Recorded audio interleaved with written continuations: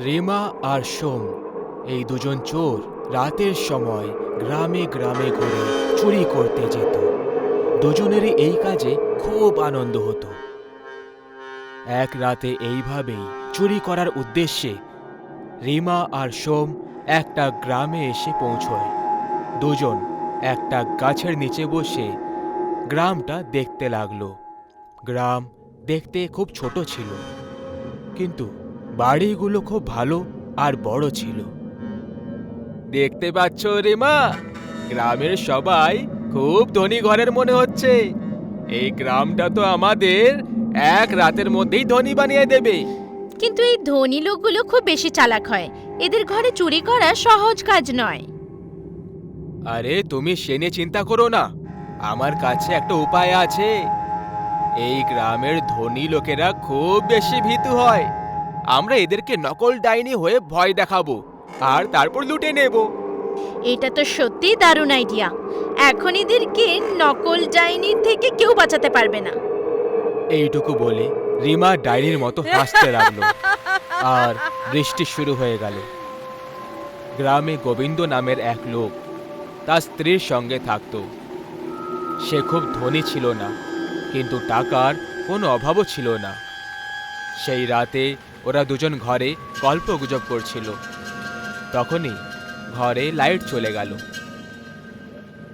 আরে এই কি, তুমি এখানে থামো, আমি উপরে দেখে আসছি। হয়তো বৃষ্টির জন্য চলে গেছে। গোবিন্দ ওখান থেকে চলে গেল। বাইরে হঠাৎ বিদ্যুৎ পড়ল আর নলিনী ভয় পেয়ে গেল। কিছুক্ষণের মধ্যেই ওপর থেকে গোবিন্দের জোরে জোরে চিৎকারের আওয়াজ এলো। সেই আওয়াজ শুনে নলিনী আরো ভয় পেয়ে গেল। গোবিন্দ, কি হয়েছে তোমার? নলিনী অন্ধকারে ভয় পেয়ে ওপরে যেতে লাগলো। সেই সময় ওপর থেকে গোবিন্দ দৌড়ে নিচে আসছিল। সিঁড়ির মাঝখানে দুজনে ধাক্কা খেল আর নিচে পড়ে যায়। নলিনী গোবিন্দকে দেখল। ও খুব ভয় পেয়ে গেছিল আর ওর মাথা থেকে রক্ত বের হচ্ছিল। এই রক্ত কোথা থেকে বেরোচ্ছে? ওপরে কে আছে ওপরে? ডাইনি। ডাইনির নাম শুনে নলিনীও ভয় পেয়ে যায়। তখনই দুজনে দেখল যে সিঁড়ি থেকে একটা আলো ওদের দিকে হাওয়ার সাথে চলে আসছিল। দুজন ভয় পেয়ে পালালো আর ঘরের বাইরে যাওয়ার চেষ্টা করতে লাগলো, কিন্তু ঘরের দরজা বাইরে থেকে বন্ধ ছিল। গোবিন্দ দরজা ভাঙার চেষ্টা করলো, কিন্তু ওর কিছুই অসর হলো না। এতক্ষণে পেছন থেকে এক ভয়ঙ্কর আওয়াজ এলো। দাঁড়াও! দুজনে পেছনে ঘুরে তাকালো। তখন ওখানে একটা ডাইনি হাতে মোমবাতি নিয়ে দাঁড়িয়েছিল। ওই মোমবাতির আলোয় তার ভয়ঙ্কর চেহারা খুব বেশি মারাত্মক লাগছিল। পালানোর কোনো দরকার নেই। আমি যেমনটা বলবো তেমনটা যদি তোমরা না করো, তাহলে আমি তোমাদের দুজনকে মেরে ফেলবো।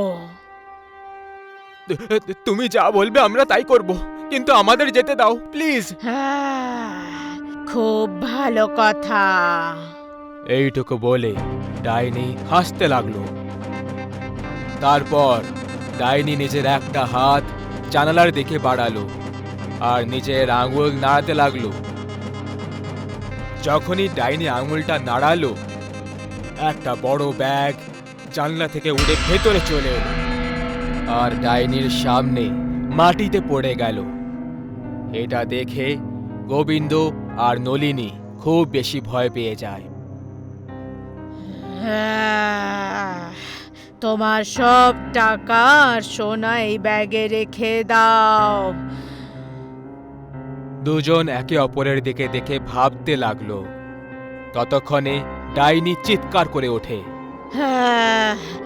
তাড়াতাড়ি করো, নাহলে এই আগুনে তোমাদের দুজনকে পুড়িয়ে ফেলবো।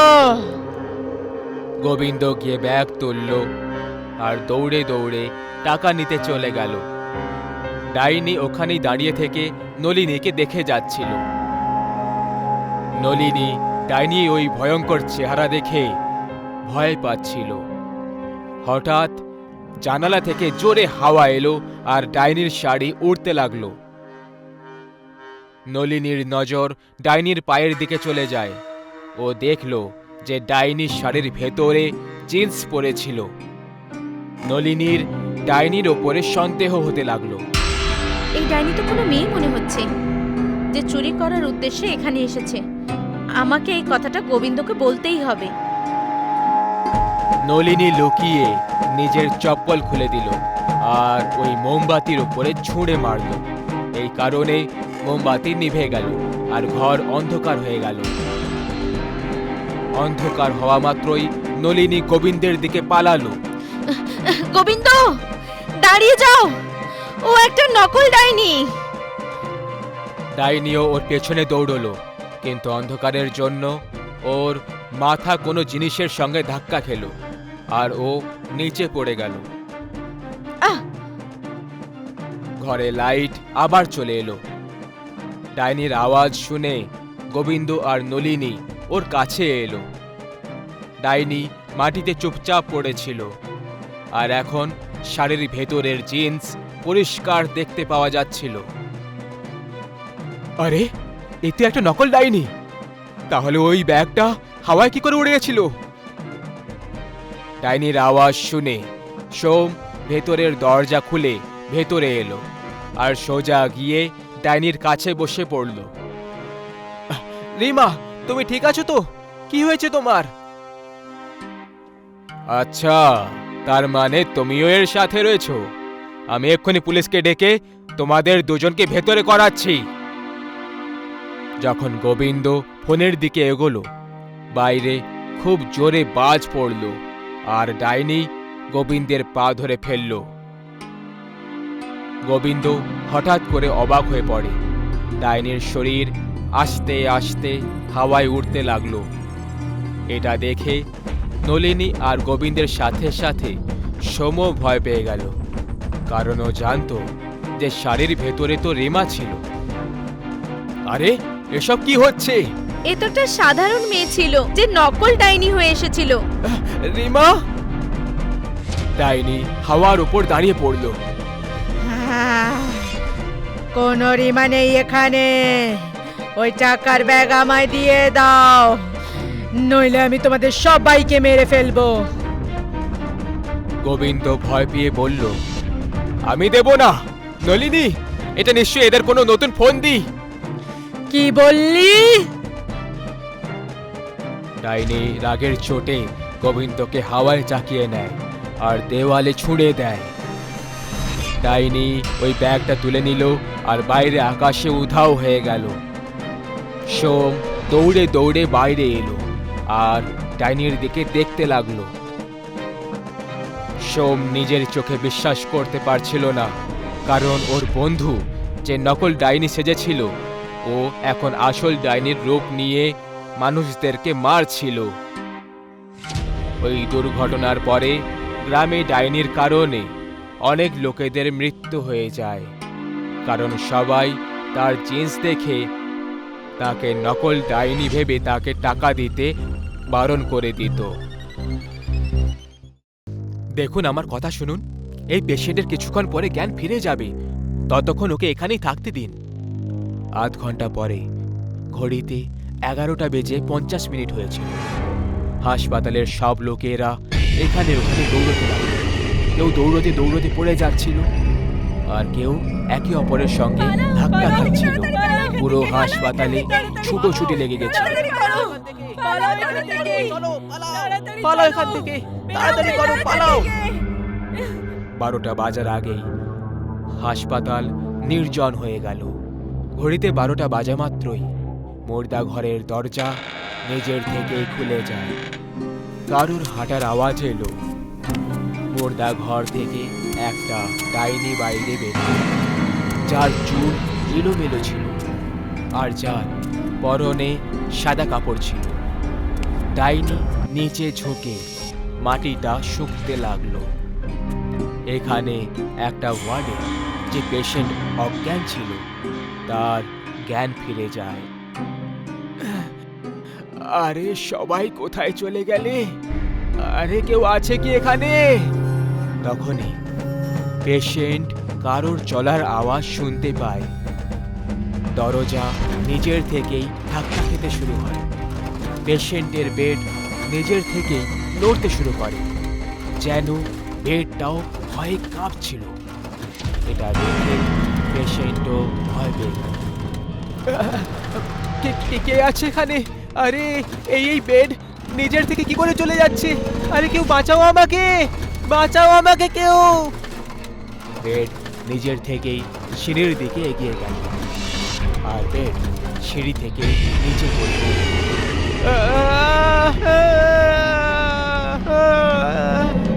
ওই পেশেন্টটার খুব আঘাত লেগেছিল, ও যন্ত্রণায় ছটফট করছিল, আর পেছন থেকে বেড নড়তে লাগলো। আর ওই নড়তে থাকা বেড থেকে উঠে পেশেন্ট পালাতে লাগলো। ও দৌড়ে যাচ্ছিল আর বেড ওর পিছু করছিল। আরে বাঁচাও, আমাকে মেরে ফেলবে, বাঁচাও আমাকে! যখনই ও সামনে দেখে সাদা কাপড়ে ডাইনি ওর সামনে দাঁড়িয়ে রয়েছে, ডাইনিকে দেখে ভয় পেয়ে ও নিচে পড়ে যায় আর পেছনের দিকে দেখতে শুরু করে। আমাকে মেরো না, আমাকে ছেড়ে দাও! পেশেন্ট পালানোর চেষ্টা করে। ডাইনি ঝাঁপ দিয়ে পা দুটো ধরে ফেলে। পেশেন্টকে টেনে টেনে মুর্দা ঘরের ভেতরে নিয়ে গেল সে। আর তারপরে পেশেন্টের জোরে জোরে চিৎকারের আওয়াজ আসতে লাগলো। বাঁচাও! কিছুক্ষণ পরে ডাইনি মুর্দা ঘর থেকে বাইরে চলে আসে। ওর মুখ রক্তে লথপথ ছিল। ও আর কেউ আছে এখানে?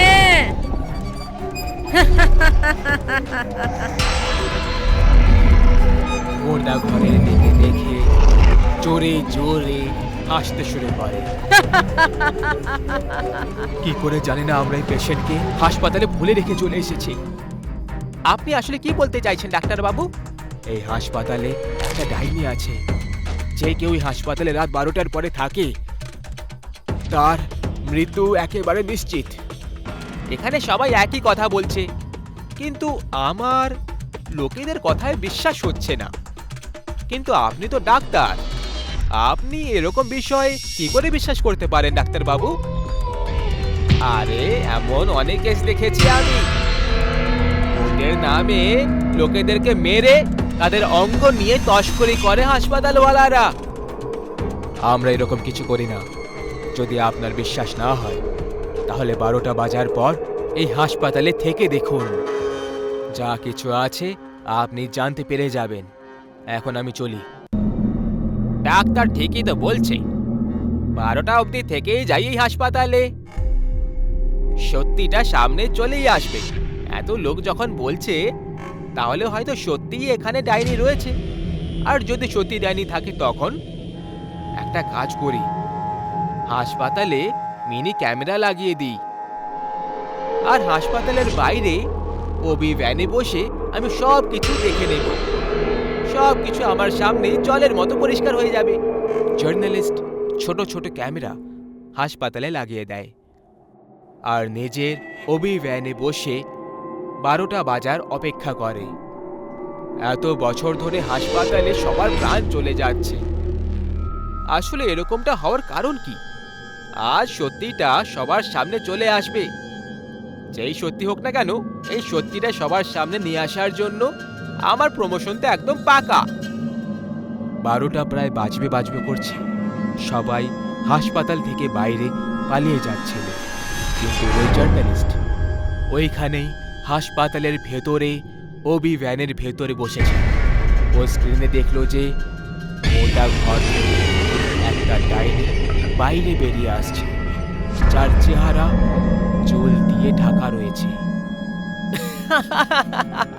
আরে এ কোনো ডাইনি নাকি মহিলা? মনে হয় এ কোনো এক জুনিয়র আর্টিস্ট, ভাড়ায় ডেকে পাঠানো হয়েছে। তখনই ডাইনি আস্তে আস্তে ক্যামেরার কাছে চলে আসে আর একজন চেহারা দেখে জার্নালিস্ট চেয়ার থেকে নিচে পড়ে যায়। ডাইনি! জার্নালিস্ট এত বেশি ভয় পেয়ে যায় যে ও পালানোর কথা ভাবে, কিন্তু যখনই ভ্যানের দরজা খুলে দেয়, ডাইনি সামনে দাঁড়িয়েছিল আর ভ্যানের ভেতরে চলে আসে। জার্নালিস্ট অন্য দরজা খোলার চেষ্টা করতে থাকে, কিন্তু ওই দরজাটা খুলল না। ভ্যানের আয়নায় রক্ত এসে পড়ে যায়। পরের দিন পুলিশ জার্নালিস্টের এই অবস্থা দেখে অবাক হয়ে যায়। পুলিশ কাল রাতের রেকর্ড করা ফুটেজটাও দেখল। কোনো অপরাধী হলে তাকে ধরা যেতে পারে, কিন্তু এটা তো ভূত প্রেতের বিষয়, এতে আমরা কিছুই করতে পারবো না। আমি বুঝতে পারি স্যার, আমাদের কোনো ভালো একটা বাবার দরকার। হাসপাতালের লোকেরা ডাইনিকে ধরার জন্য একটা বাবাকে ডেকে পাঠায়। বাবা রাত 11:30টায় হাসপাতালে চলে আসে। এখন আপনি আমাদের হাসপাতালটাকে এই ডাইনির হাত থেকে বাঁচাতে পারবেন বাবা। আমার উপর বিশ্বাস রাখো খোকা, সব ঠিক হয়ে যাবে। হ্যাঁ বাবা। সবাই হাসপাতাল থেকে বাইরে বেরোতে লাগলো 12টা বাজার আগে। কিন্তু বাবা মুর্দা ঘরের সামনেই বসে মন্ত্রের উচ্চারণ করতে লাগলো। ওম ত্রম্বকম আজমাই সুগন্ধিত পুষ্টি বর্ধনম। ডাইনি মুর্দা ঘর থেকে বেরোলো আর বাবাকে দেখে হাসতে লাগলো। যেন বাবার মন্ত্রের কোনো প্রভাব পড়ছিল না ডাইনির ওপরে। বাবা যত জোরে মন্ত্র পড়ছিল, ডাইনি ততই জোরে হেসে যাচ্ছিল। ওম ত্রম্বকম আজমাহি সুগন্ধিত পুষ্টি বর্ধনম। ডাইনি নিজের হাতে ইশারা করে। বাবা উপরে দেখে, তখন ওপর থেকে বাবার উপরে পড়ে যায়। বাবার চেহারা রক্তে লাল হয়ে যায় আর তারপর ডাইনি বাবাকে মুর্দা ঘরে টেনে টেনে নিয়ে যায়।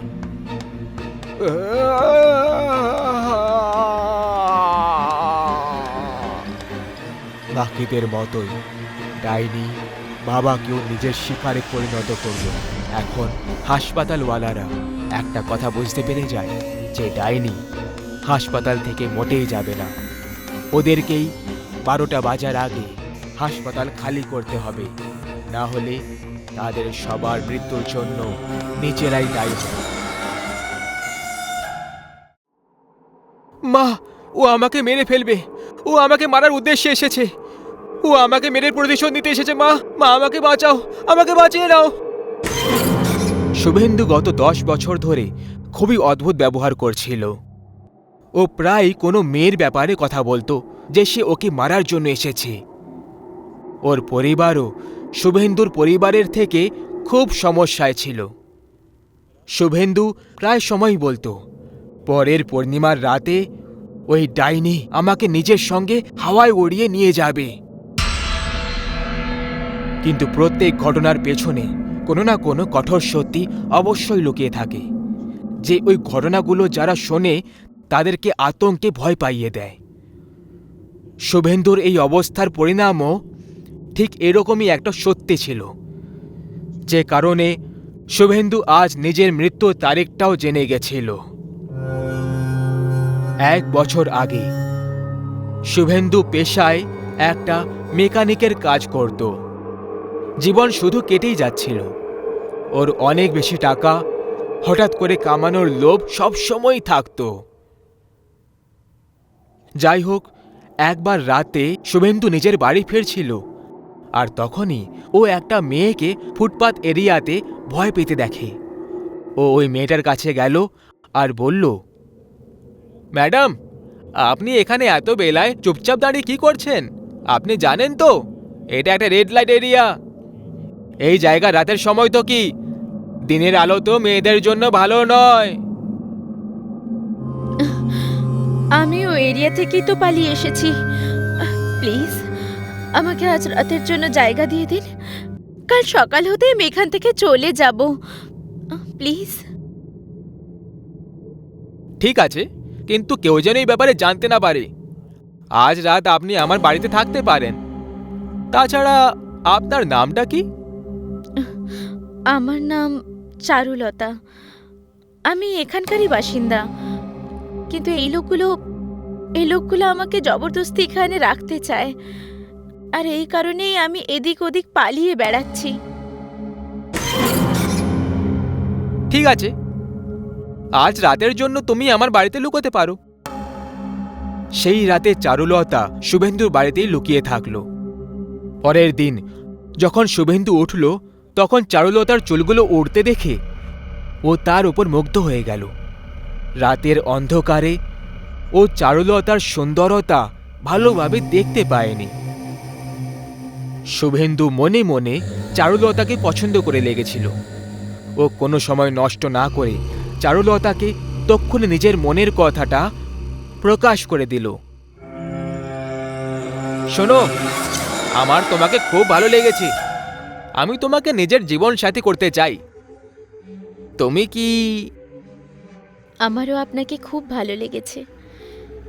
এইভাবে কোনো মেয়ের সাহায্য করা, বিশেষ করে কোনো অজানা মেয়ের, সে কোনো দেবদূতই হতে পারে।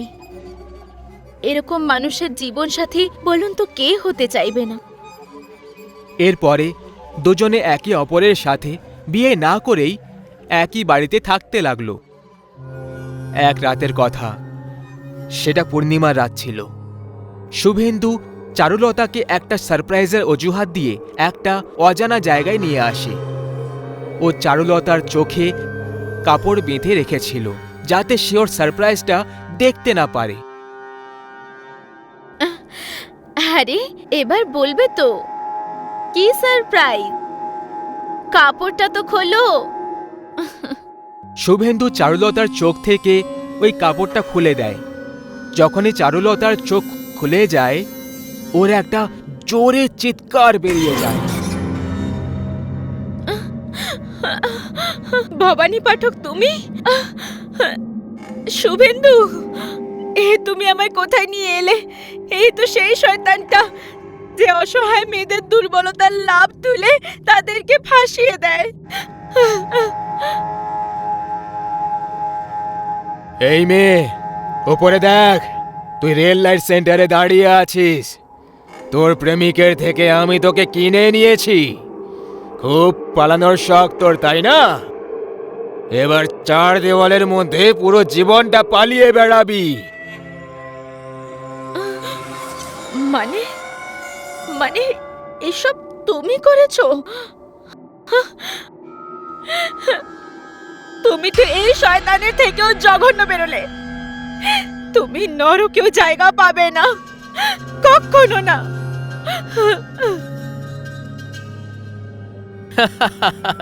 নরকের ব্যাপারে তো জানি না, কিন্তু এখন তোকে বিক্রি করে যে টাকা পেয়েছি, সেটা দিয়ে আমার জীবনটা স্বর্গে তো খুব সহজেই বদলে যাবে। তোর কি মনে হলো আমি তোকে ভালোবেসে ফেলেছি? আরে পাগলি, যে রাতে তুই পালিয়েছিলি সেই রাতে এদের সঙ্গে আমার বোঝাপড়া হয়ে গেছিল। তোর সঙ্গে জবরদস্তি করলে পুলিশ থানায় পড়ে দিত আমাকে। কিন্তু এবার তো সবার এটাই মনে হবে যে তুই এখানে নিজের ইচ্ছায় এসেছিলি, আর প্রত্যেক রাতে তোর শরীরের নিলামি হবে। শয়তান, আমি তোকে জ্যান্ত মেরে ফেলবো।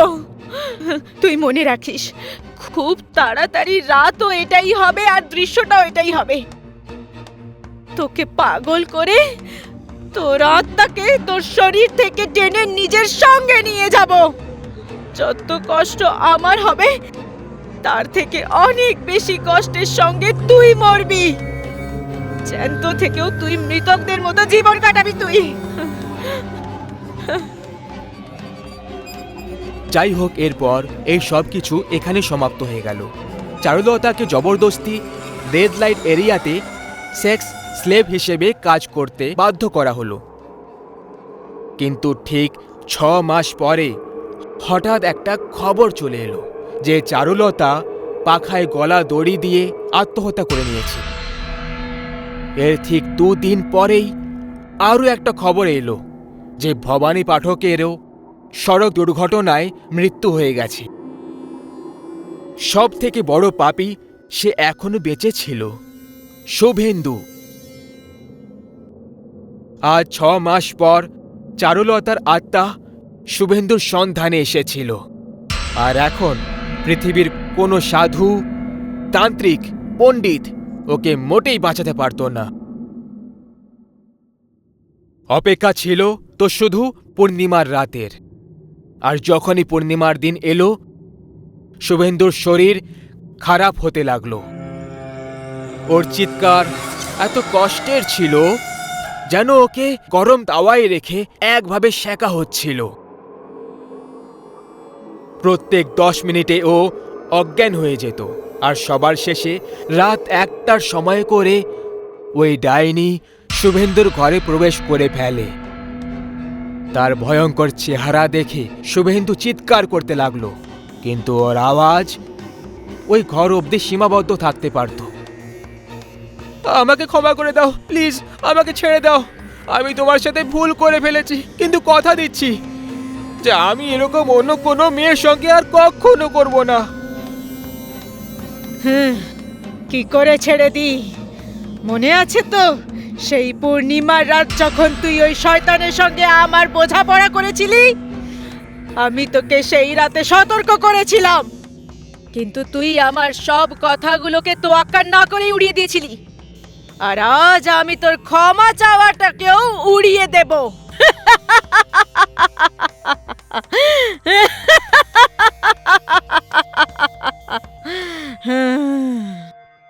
এরপরে শুভেন্দুর এক ভয়ঙ্কর চিৎকারের আওয়াজ হলো।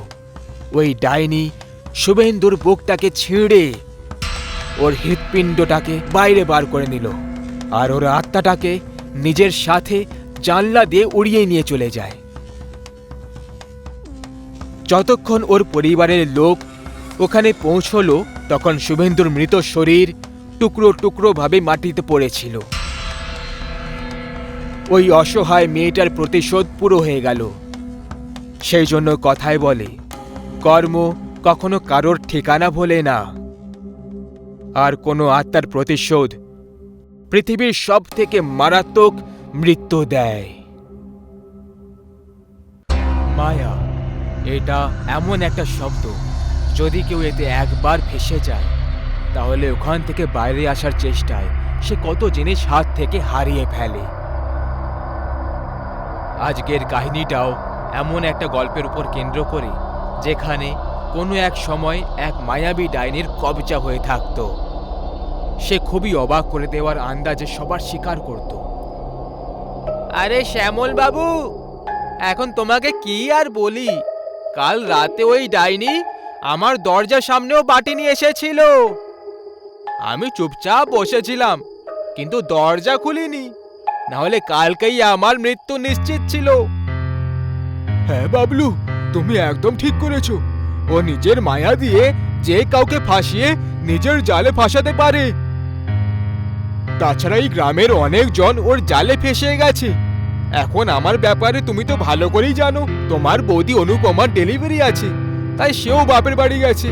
আর তাই আমাকে আরো সতর্ক থাকতে হবে। হ্যাঁ ভাই, ঠিকই বলেছো। এমনিতেও এই গ্রামে গর্ভবতী মহিলাদের থাকাটা উচিত নয়। এখন কি আর বলি, এই গ্রামটা এখন গ্রাম কম শ্মশান ঘাট বেশি মনে হয়।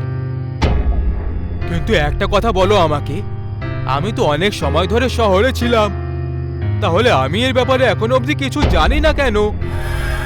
এমন কি বিশেষ আছে ওই ডাইনির মধ্যে যে সবাই ওর থেকে এত বেশি ভয় পায়?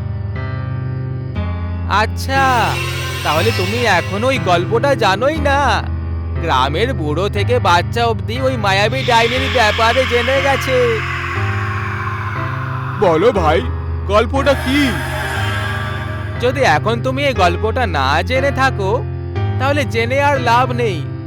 বেশি জানলে আরো মারাত্মক হতে পারে।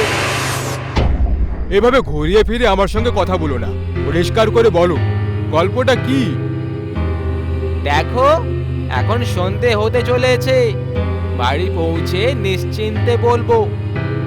এখন বলাটা মোটেই ঠিক হবে না। কেমন ভীতু লোক তুমি ভাই! এখন রাস্তাও অনেক লম্বা, কথা বলার জন্য কিছুই বেঁচে নেই। এই লতায় রাস্তাও পার করে নেব তাড়াতাড়ি। চলো বলো এবার। শ্যামল বারবার জেদ করতে করতে বাবলু মেনে গেল আর ভগবানের নাম জপ করে ওই মারাত্মক ঘটনার উপর থেকে পর্দা তোলার চেষ্টা করা হলো, যে কারণে পুরো গ্রাম ভয় পেত।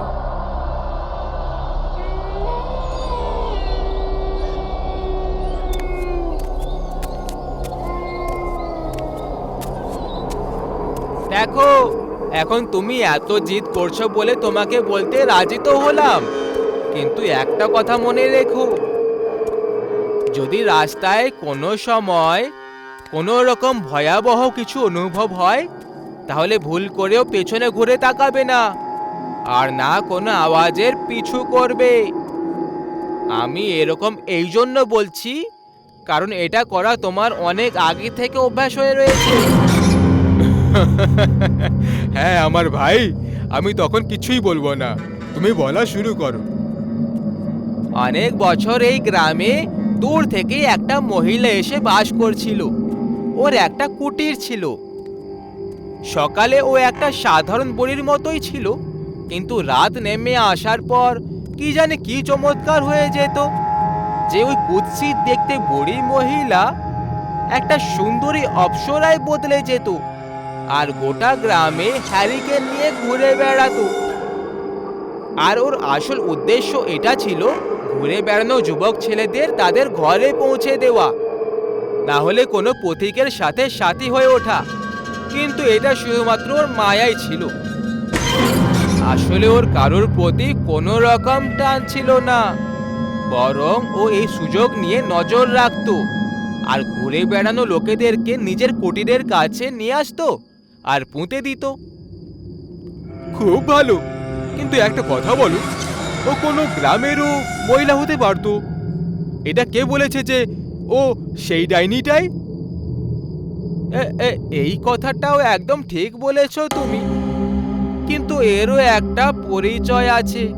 ওই মহিলা কখনো তোমার চোখে তাকাবে না, ও শুধু নিজের মায়া তৈরি করবে, আর যদি শুরুর অর্ধেক মিনিটে তুমি ওর জালে ফেসে যাও তখন তোমাকে ভগবানও বাঁচাতে পারবে না।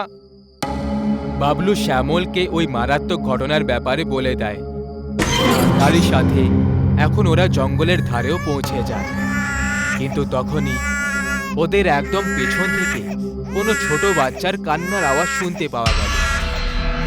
আমার মনে হচ্ছে ওই মায়াবী ডাইনি আমাদেরকে দেখে ফেলেছে, এখন তাড়াতাড়ি পালাও এখান থেকে।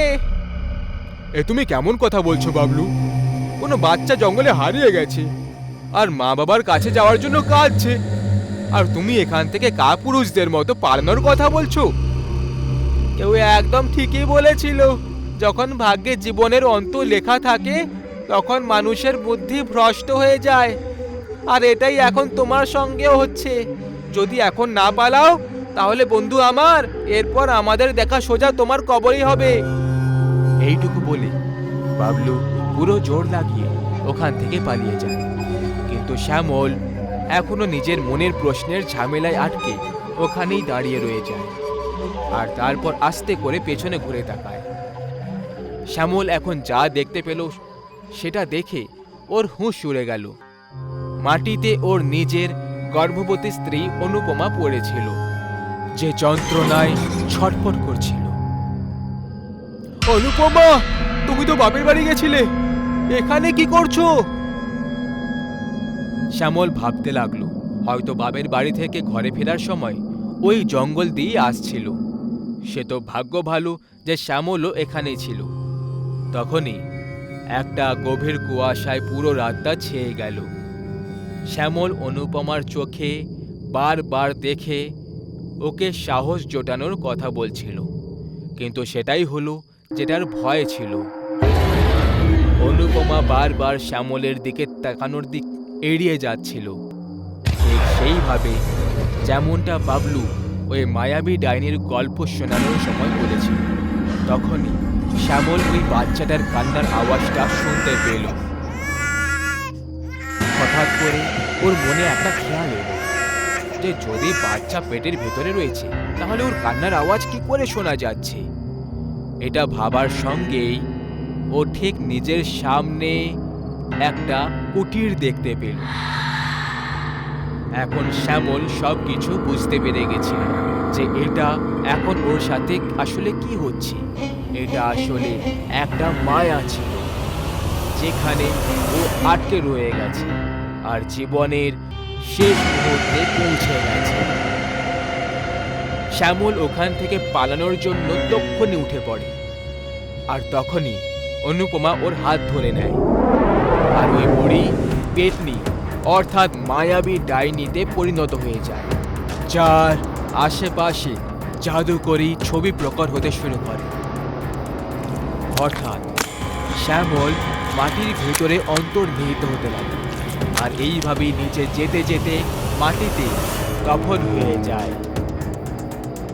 বাবলু সব থেকে বড় ভুল এটা করেছিল যে ও সময় আর জায়গাটা দেখে। ও এই গল্পটা তখন শুনিয়েছিল যখন ও ওই মায়াবী ডাইনির কুটিরের কাছ দিয়ে পার হচ্ছিল।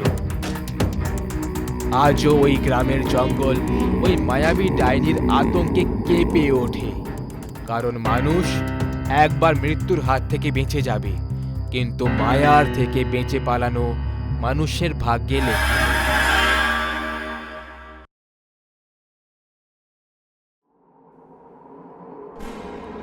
মা, মা, ওই দেখো না, ছুরিটা কি সুন্দর লাগছে। চলো না মা, কুড়িয়ে নি। হ্যাঁ, ছুরি তো খুবই সুন্দর আর খুব দামিও, কিন্তু সোনা এভাবে রাস্তায় পড়ে থাকা কোনো জিনিস হাত লাগাতে নেই। কে জানে এসবের সঙ্গে কোনো অবাস্তব জিনিস তোমার সঙ্গে আসবে।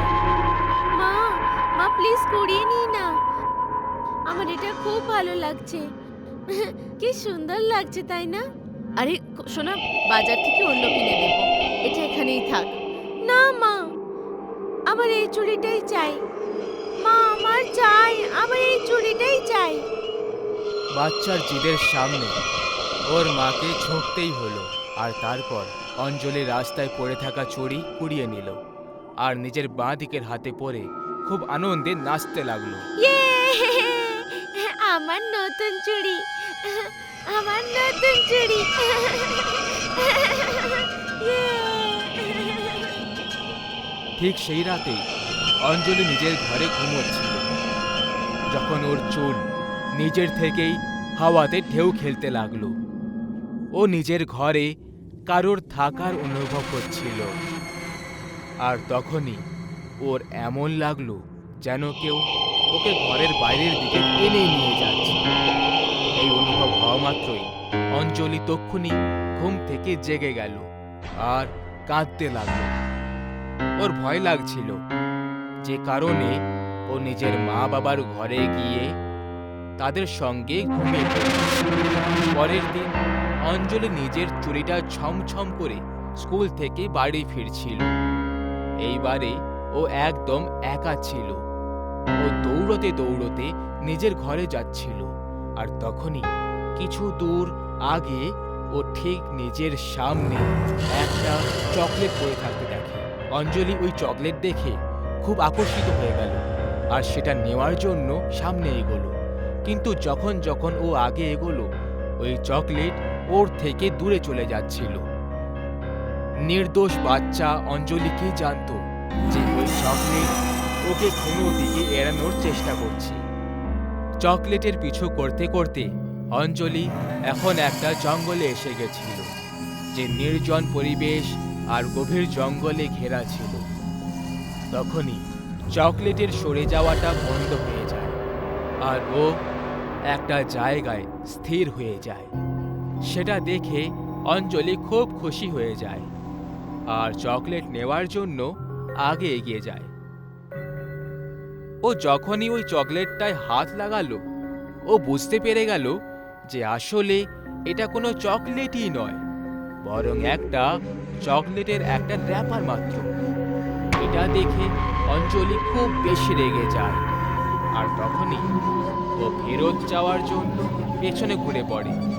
তো ও নিজের সামনে একটা বুড়ি মহিলাকে লাঠি হাতে দেখতে পায়, যে ওকে দেখে এক ভয়ঙ্কর হাসি হেসে চলেছিল। ওই বুড়িটাকে দেখে চিৎকার চেঁচামেচি করতে লাগলো, আর তখনই ওই বুড়ি এক মুহূর্তে অঞ্জলির কাছে চলে এল। এখন আমরা অন্যদিকে দেখব, যেখানে অঞ্জলির মা বাবা খুব বেশি চিন্তায় বসেছিল, কারণ তাদের অসহায় মেয়েটা অঞ্জলি এখনো পর্যন্ত বাড়িতে ফিরে আসেনি। তোমাকে আমি 100 বারেরও বেশি বলেছি যে এইভাবে অঞ্জলিকে স্কুলে পাঠাবে না, ওকে নিজের সঙ্গে আসা যাওয়া করবে, কিন্তু তুমি আমার কথা বুঝতে পারো আদেও? আচ্ছা ঠিক আছে, পরে বকে দিও। আগে চলো গিয়ে আমাদের মেয়েটাকে নিয়ে আসি, কি জানি কোথায় রয়ে গেল। তারা দুজন স্কুলে ফোন লাগালো, যেখান থেকে তারা শুধু এটাই জানতে পারলো যে অঞ্জলি তো অনেকক্ষণ আগেই স্কুল থেকে বেরিয়ে চলে গেছে, ও স্কুলের ক্যাম্পাসে ছিল না। এরপরে সুনিতা আর অভিষেক অঞ্জলিকে সব জায়গায় খুঁজতে শুরু করে দেয়, কিন্তু ওকে ওরা কোথাও খুঁজে পেল না। তারপর ওরা থানায় দিয়ে তাদের বাচ্চার মিসিং রিপোর্ট লেখানোর কথা ভাবলো, কিন্তু তার জন্য ওদেরকে অন্তত 24 ঘন্টা অপেক্ষা করতে হবে।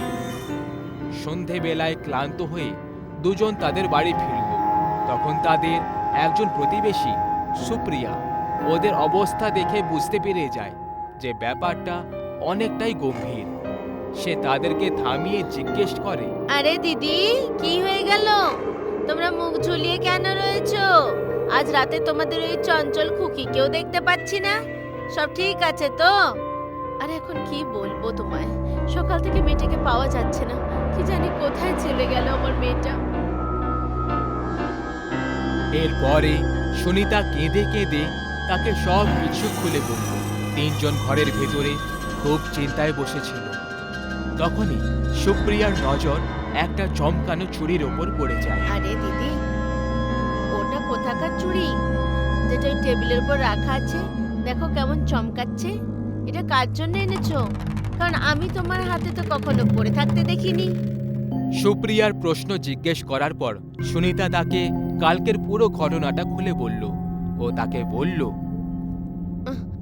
আমার মনে হলো যে এই চুড়িতে কিছু তো একটা গোলমাল আছে, এই জন্যই আমি আমার মেয়েকে এড়ানোর জন্য ওকে অন্য চুড়ি পরিয়ে দিয়েছিলাম, আর এই চুড়িটা লুকিয়ে দিয়েছিলাম।